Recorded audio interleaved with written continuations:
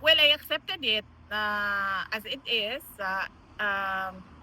Discussion na rin naman namin yon na ng mga abogado, no, na we don't see any way that the ICC will let go of the case of President Duterte since isa na lang ito sa dalawa na ICC cases, no.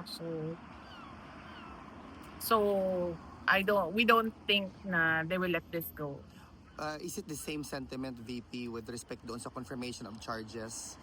Oo, yes. Okay. Same lang, no, na this will really go to trial, and the best way to move forward is to prepare for trial.